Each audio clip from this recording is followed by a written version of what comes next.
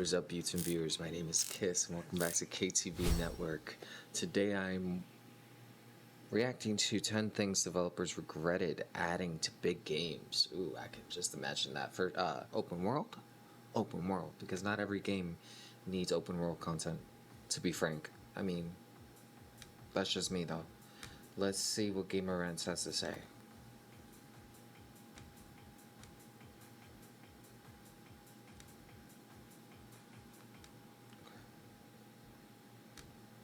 Oh, hello.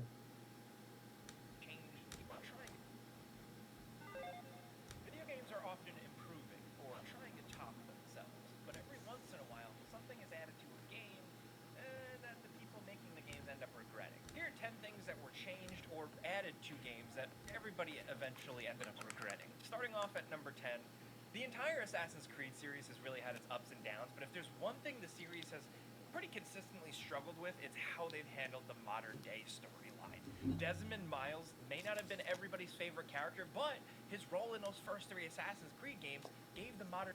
That was my favorite character.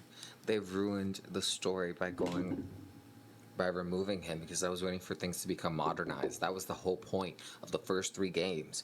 And then you just had to listen to people complaining about Desmond, so they killed him off and then created all these other games, which I heard Black Flag was pretty good. I haven't finished that one. I did Valhalla. That was fun, but that's it. Not a lot of games kept my attention after that. modern day storyline a certain degree of forward momentum and a clarity of purpose because it was all based around him. And honestly, the series has been And that's how it should have been. lacking that ever since they killed him off at the end of Assassin's Creed 3. And they killed off that Templar girl, that supposed Templar girl who wasn't supposed to be killed off anyway. That's just such a huge disappointment. After Desmond, the series has really struggled with telling a consistent And look at this hot mess. They killed her too. or even interesting story And then she met Desmond. in the modern day. Frankly, it's been pretty messy. The boss of the franchise even acknowledged just how messy The height of thing has been. DEI, she looked a hot They regret mess. killing off Desmond, but the implication is pretty clear. They acknowledged how Desmond was the heart of the storyline of modern day. We gotta and they bring him struggled back. to find a suitable replacement. They tried with Layla later on, but that didn't really land. It's good to see somebody at Ubisoft recognizing the albatross that's been hanging around the series' neck for 14 years now with the whole modern story mess. You gotta bring him back. It seems like they recognize the problem, but their solution is to just make it even more fragmented and confusing. At least they're recognizing that most people don't care about the modern day story that much at all anymore, and they're just making it more optional. But some people, myself included, liked Desmond and the possibilities he presented. So it's a shame that their takeaway after all these I'm with games is you. to just sideline the modern day storyline as much as possible, because it was part of what made Assassin's Creed special. Him. Next over at number He 9, is the one. Cortana in Halo 3.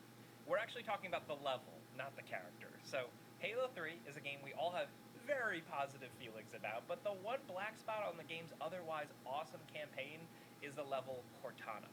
You know, the one set in the flood-infested High Charity where you rescue Cortana. It's just a brutal slog of a level, no matter how you slice it, with a really confusing layout, nearly endless, annoying swarms of enemies, and very frustrating interruptions from Cortana that just slow things to a crawl Yeah. in a level that's already extremely slow, in a campaign that is otherwise breakneck and kick-ass. It doesn't play up to any of Halo's strengths here. It is just kind of a lame stage overall. It seems like nobody really likes it, and at best we kind of tolerate it, and the guy behind the design of the level does actually agree with all your complaints. Paul Bertone, a senior designer at Bungie, is frank about what happened with this level. It was originally going to be a lot more elaborate. You were apparently going to have like a fight with the Gravemind, you know, the heart of the flood, but all that stuff was cut late in development. So they had to have the chief rescue Cortana for plot purposes, so they were forced to completely chop up and rebuild the level, apparently in just like 3 weeks, taking another level called Flooded and turning it into the miserable state we know today. He flatly acknowledges that in a quote. I don't think we did great there. And That was kind of half-baked mission. It was thrown together because it needed to be there, but he, and I'm sure a lot of developers at Bungie, were just not really happy with that outcome. And so it seems to go with video game development. Sometimes bad stuff gets put into a great game because Never they just played have no this, other so I don't choice, know, but or I time, understand. or budget was running out. Thankfully, one little misstep did not bomb what is otherwise a kick-ass campaign. Yikes. Next at number 8, sometimes everybody knows something sucks the second it gets put into a game, but sometimes developers just Live think service? that they were cooking when it turns out in practice they really weren't. And this is one of those examples. The second chance perk in Black Ops was simple. If you take fatal damage, instead of just going down, you can use a pistol for 10 seconds before dying. Or with the pro perk, you can survive 30 seconds and get revived. It sounds like a great perk for zombies mode, but for multiplayer, it was a huge miss. It turned every multiplayer match into a mess of non-stop revenge kills with a perk that is so blatantly OP that it was cut from all the future games. Seriously, this perk was in World at War and Black Ops, and then that's it. The game design director at Treyarch at the time did not mince words about the perk. See that gun to my head in my pick? That's how I feel about Second Chance. We meant well, I fucked up. This was from a tweet back in 2011 that we're not even sure it exists anymore, but Eurogamer reported on it, so we're inclined to believe it is real. In the same article, I can see how that can be a mess. Also That can be a whole. That could be a hot challenge mess. Where you had to play Capture the Flag to unlock pro perks. It led to a lot of boosting and people playing Capture the Flag just for the perks. This is sort of the blunt honesty from game devs you rarely see anymore, and it's refreshing. We love to see this. Yeah, because usually these days they like to blame. Or a problem, and more just pure distilled hater energy.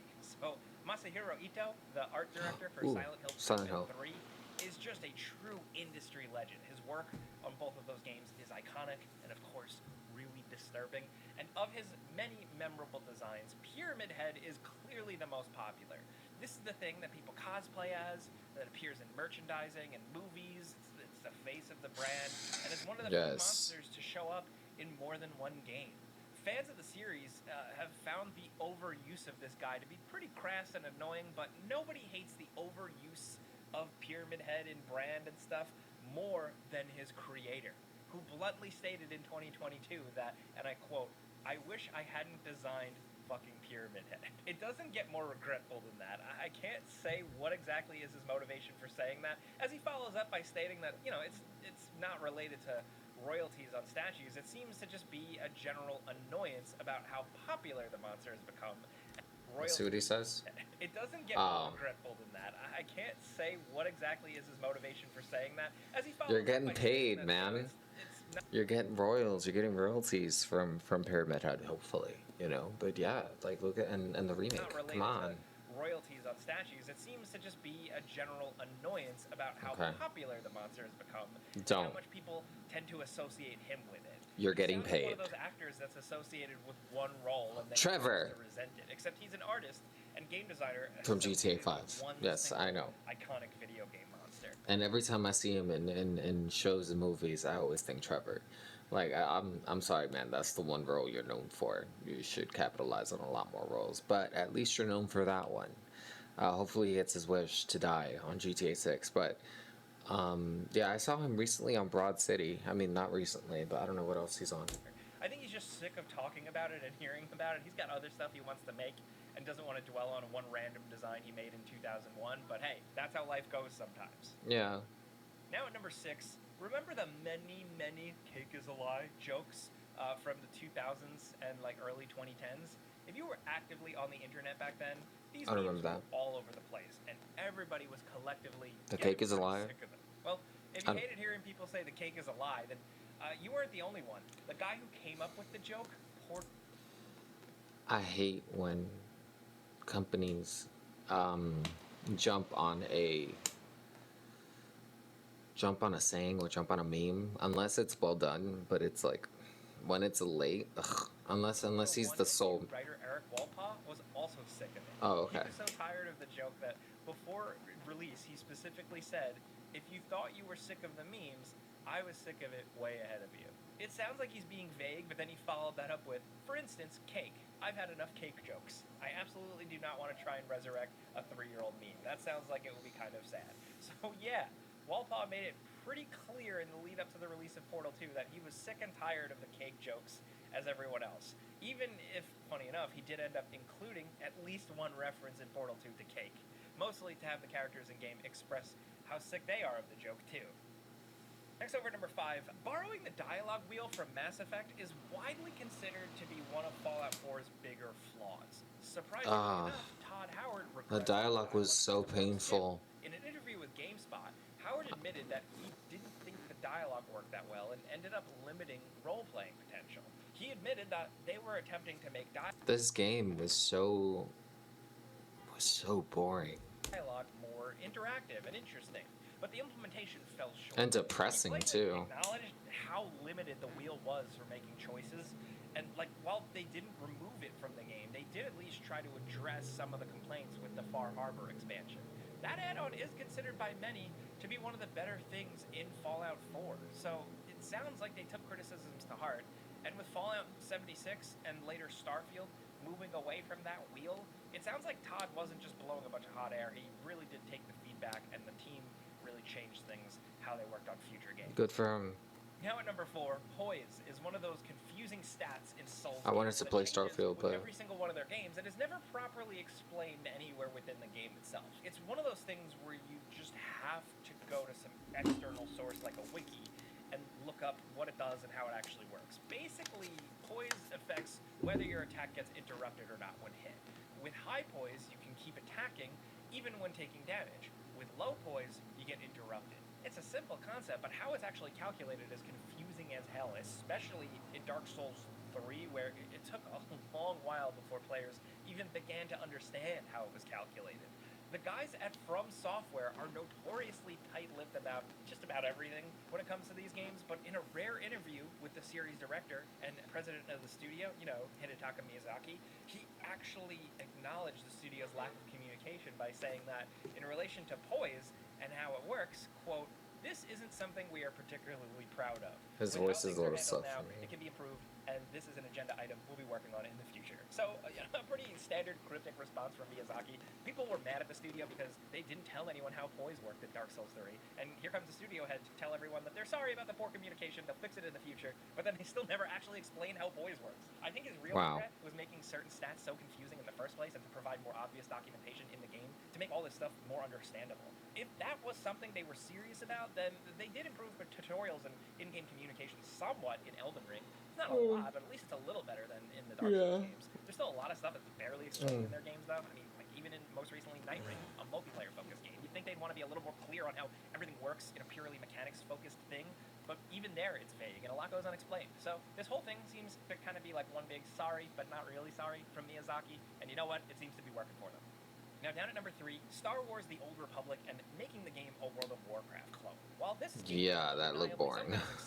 I heard it was successful too. We're close to the monolithic World of Warcraft. Nothing can touch that. It's the game that dominated the MMO space for 2 decades and counting. Like many attempts to steal World of Warcraft's thunder, The Old Republic was essentially just that game, but with Star Wars. Just looking at the 2 games, you can see the obvious similarities.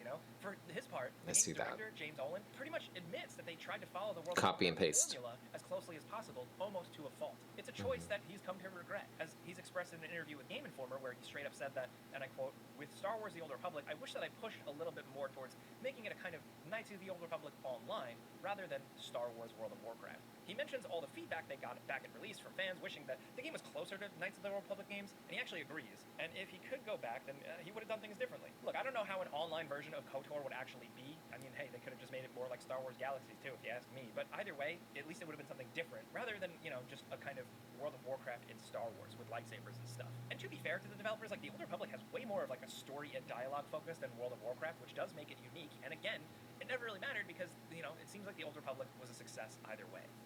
Now down at number 2, wave dashing. Back in 2010, Smash Bros. Creator Masahiro Sakurai gave an interview where he said that, and I quote, "Melee was just too difficult." He never went as far as to use the word regret, but it's pretty clear from what he's saying that he wasn't happy with how the skill ceiling turned out in Smash Bros. Melee. He doesn't specifically call anything out, but it's pretty obvious that his But isn't Smash Brothers high-level play, how that was conducted. The thing he doesn't like and probably regrets is this wave dashing. It's this mechanic that only extremely dedicated and highly skilled players will ever really master.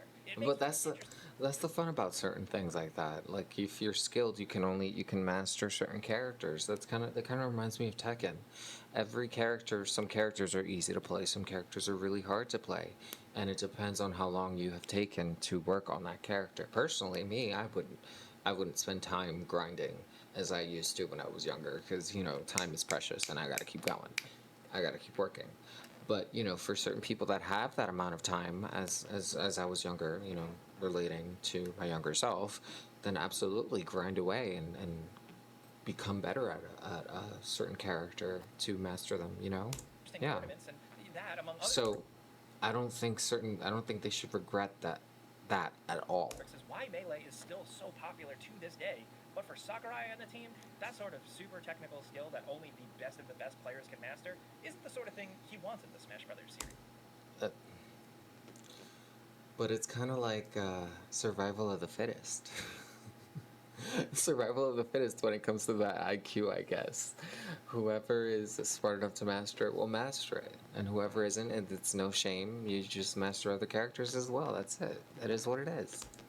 There's a reason why all this sort of stuff is gone in Smash Ultimate. And while hardcore players may not like it, I just don't think Smash Brothers is the type of game for that kind of serious player who's only picking the top tier fighters and only wants to play no items, Final Destination only. And it appears that Mr. Sakurai agrees. And I if you don't like guess. it, then at least Melee is still there. It's certainly Melee is still there. strong. That's not Yeah. the only regret Sakurai has. He also seems to regret tripping from Super Smash Bros. Brawl, which, yeah, no argument there. That can go.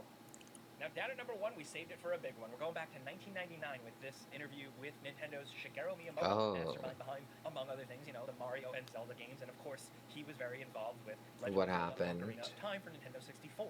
This is a What legendary happened? game, but if there's one thing that everyone hates, it's the obnoxious, annoying little fairy Navi that's constantly interrupting the game early on to give you a bunch of hints that you probably don't even need. But the obnoxious, every time she pops up, just Oh, makes I it hate that. even more great. I hate that. Even with tutorials, like sometimes I have to turn tutorials off because of that nonsense. I hate it. The fairy was annoying. Stop getting in my way. Miyamoto agrees, even as far back as 1999, when it was only a few years past the game originally released. He specifically calls out the Navi hint system as being the biggest weak point of the game. He never goes Yeah. as far as specifically saying that he regrets putting Navi in the game, but it's pretty obvious that he was unhappy with how the hints and how the sounds were implemented and could have done things a little differently. Now, Absolutely. from Miyamoto's perspective, they wanted to have a hint system of some kind in the game to be able to help out players who might be confused or struggling and trying to figure out what to do. But they couldn't figure out how to adapt this system to more seasoned players who don't need the hints. They eventually just gave in and left the hints in, thinking that it would be better to have something rather than nothing at all. Navi haters may not agree, but I do at least see where he's coming from as a designer, and to his credit, the hint system got a lot better in Twilight Princess and beyond. Then it got kind of awkward and annoying again in Skyward Sword, but now we're getting way off track. The big takeaway here is that even in 1999, Miyamoto knew that Navi was annoying as hell. But those are 10 examples of things that were added to games or changed in games, and developers ended up regretting it. We love talking about these. These are really interesting. No hate to any of these developers, because, you try things, you try to be creative. Sometimes it's a win, sometimes it's not. It's not. Talk about, so let It us is know what in it the comments. is. Yeah, it is what it is. Let me know what you think about this video down in the comments below, though. Let me know what other gaming videos or media-related content you'd like me to react to. Like, subscribe if you vibe, become a beat today, and I will see you guys on the live streams eventually. Take care of yourselves.